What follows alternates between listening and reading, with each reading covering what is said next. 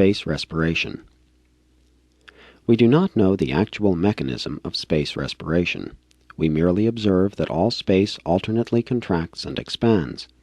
This respiration affects both the horizontal extension of pervaded space and the vertical extensions of unpervaded space, which exist in the vast space reservoirs above and below paradise. In attempting to imagine the volume outlines of these space reservoirs, you might think of an hourglass. As the universes of the horizontal extension of pervaded space expand, the reservoirs of the vertical extension of unpervaded space contract, and vice versa. There is a confluence of pervaded and unpervaded space just underneath nether paradise. Both types of space there flow through the transmuting regulation channels where changes are wrought making pervadable space non-pervadable, and vice versa, in the contraction and expansion cycles of the cosmos. Unpervaded space means unpervaded by those forces, energies, powers, and presences known to exist in pervaded space. We do not know whether vertical, reservoir space is destined always to function as the equipoise of horizontal, universe space. We do not know whether there is a creative intent concerning unpervaded space.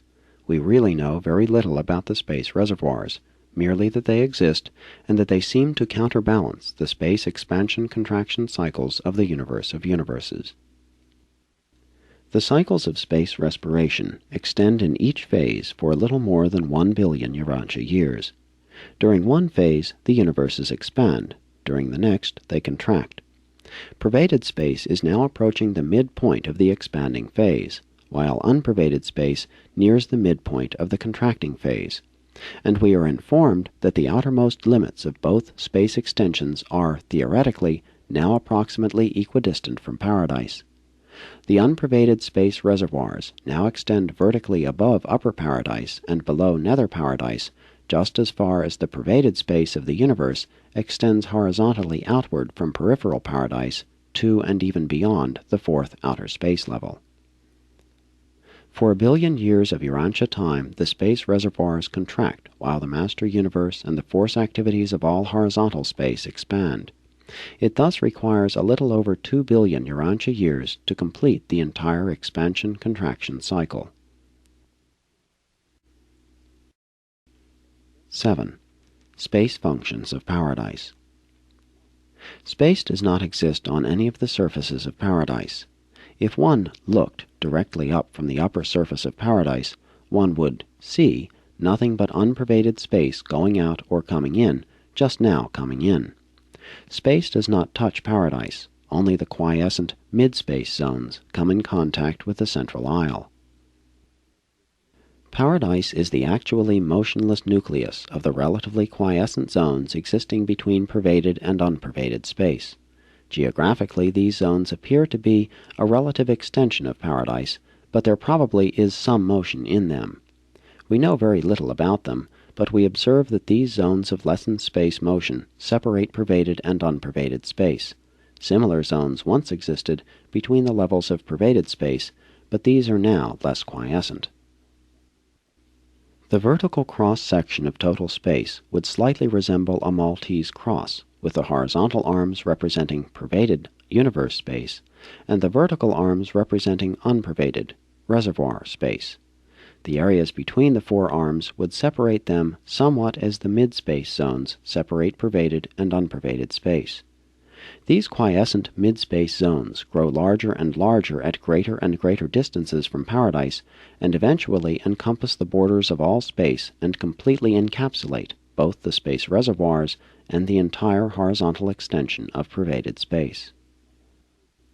Space is neither a sub-absolute condition within, nor the presence of the unqualified absolute. Neither is it a function of the ultimate. It is a bestowal of paradise, and the space of the grand universe and that of all outer regions is believed to be actually pervaded by the ancestral space potency of the unqualified absolute.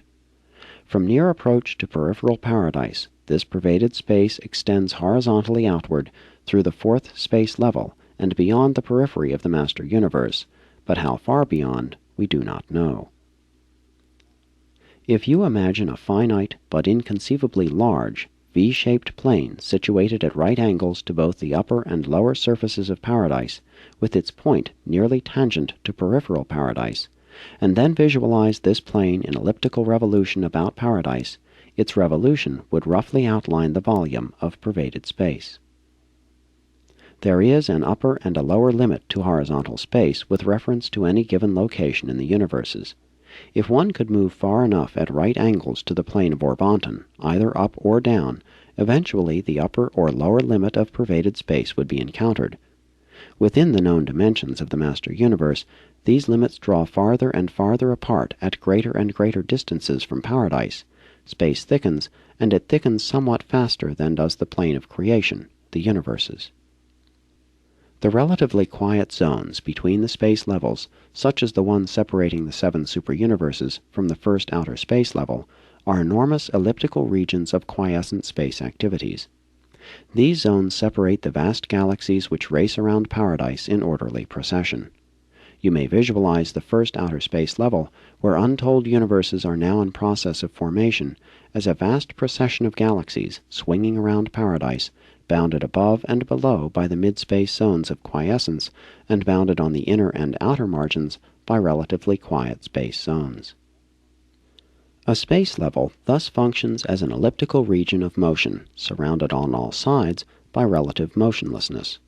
Such relationships of motion and quiescence constitute a curved space path of lessened resistance to motion, which is universally followed by cosmic force and emergent energy as they circle forever around the Isle of Paradise.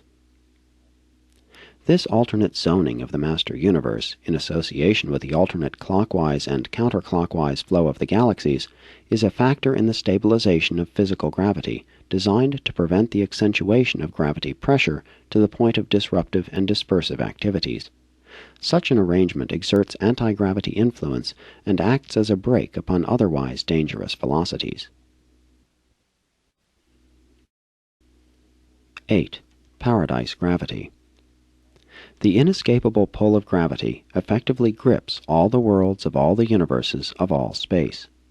Gravity is the all-powerful grasp of the physical presence of paradise.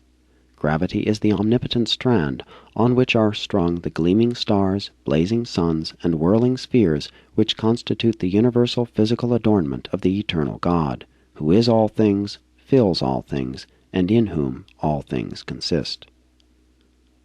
The center and focal point of absolute material gravity is the Isle of Paradise, complemented by the dark gravity bodies encircling Havona and equilibrated by the upper and nether space reservoirs. All known emanations of nether paradise invariably and unerringly respond to the central gravity pull operating upon the endless circuits of the elliptical space levels of the master universe. Every known form of cosmic reality has the bend of the ages, the trend of the circle, the swing of the great ellipse. Space is non-responsive to gravity, but it acts as an equilibrant on gravity. Without the space cushion, explosive action would jerk surrounding space bodies. Pervaded space also exerts an anti-gravity influence upon physical or linear gravity.